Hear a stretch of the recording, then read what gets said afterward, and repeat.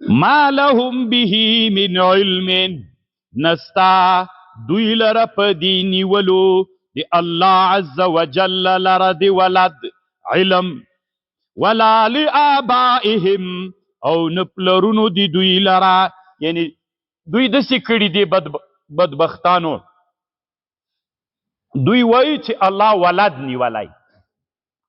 دا خبره باندې نه دوی ته علم سته نه د دوی پلرونو ته علم سته، دا خبر دوی له ځانه کوي، هیڅ حقیقت نه لري دا خبره. دا تقلید د طالبانو ورونو. ګورئ طالبانو ورونو، یوه خبره بدون قبلول، بدون د تحقیق نه چې تقلید پکې وکړي او هغه تقلید د جهل نه وي، دا ناروا د طالبانو ورونو. په همدغه آیات کې مونږه د احنافو د مذهب کوم عالم چې تیر سوی چې مونږ تاسو وایي چې په معتقداتو کې دی مونږ امام ده، امام ابو منصور ماتوریدی د یو تفسیر جوړ کړی تأویلات اهل سنت په نامه. په دې تفسیر کې لیکلی دي وی تقلید چې د جهل نه وي دا ناروا د طالبانو ورونو. دلته دی ولی تاسو وایي چې الله ولد نیولی ده، وایي د مونږ پلرو ویلې. دا خبره مه کوئ. کبرت کلمة تخرج من افواههم، لویه ده له حیثیت د کلمې چې د دوی له خولو نه راوځي. دا خبر چې الله بچی ولد نیولی ده، دا خبر ولې کوئ؟ وایي د مونږ پلرو کوله. دا ډېره لویه خبره ده، بده خبر ده، مه یې کوئ. نو دا طالبانو اوس هم همداسې ده. ګوره که تاسې فکر وکړئ چاته وایي دا کار مه کوه، دا اسلام کې اصل نه وي، مونږ پلرونو نیکونو کول. دا طالبانو تقلید اعما د تحقیق وکړئ. تا پلار چې کو څه دلیل یې درلوده یا هغه زمانه کې چې دا کار رواج و، دا هم طالبانو همغه د تقلید اعما ده. دا کار ولې موږ پلارو نیکه کوو؟ نو پلارو نیکه خو د دلیل نه ده که نه، دا خو د کافرانو هم دغه عادتو تقلید اعما یې کو. تقلید اعما مه کوئ د جهل نه، تحقیق وکړه.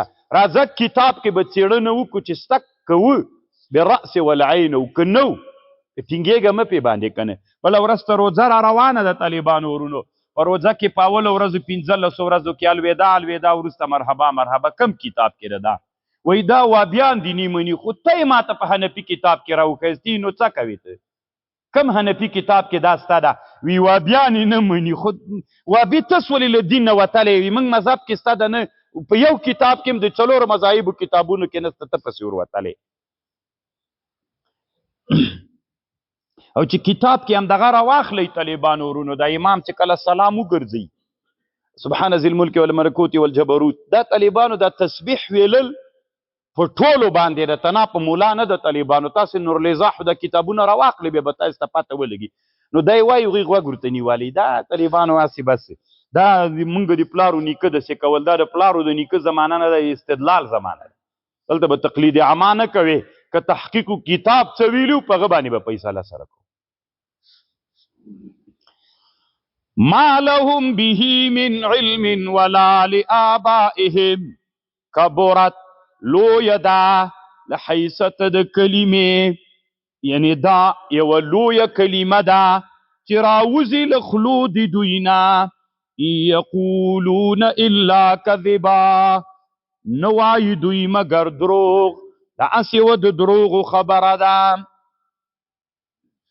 فلعلک باخع نفسک، فلعلک کیدلی سی ته هلاک خپل ځان دی، علی آثارهم په ګرځېدلو د دوی، ان لم یؤمنو چې ولې ایمان نه راوړي دوی، بهذا الحدیث په دې قرآن باندې، اسفا له وجې د غمه.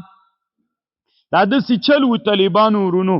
یو څه مشران د مکې مکرمې د قریشو، عتبه ابن ربیعه، شیبه ابن ربیعه، او ابو جهل ابن هشام، نضر ابن حارس، امیه ابن خلف، عاص ابن وائل، اسود ابن مطلب، ابا بختری، دا یو څه کسان راغلل رسول صلی الله علیه وسلم ته. د طالبانو نبی علیہ السلام امید درلود چې ایمان به راوړي. ایمان یې را نه وړ. طالبانو لاړل. چې لاړل نو دوی چې وګرځېدل دا نبی علیه السلام ډېر غمجن سو چې دوی ویلي ولې ایمان نه راوړي نو الله عز وجل دا آیات را نازل کړي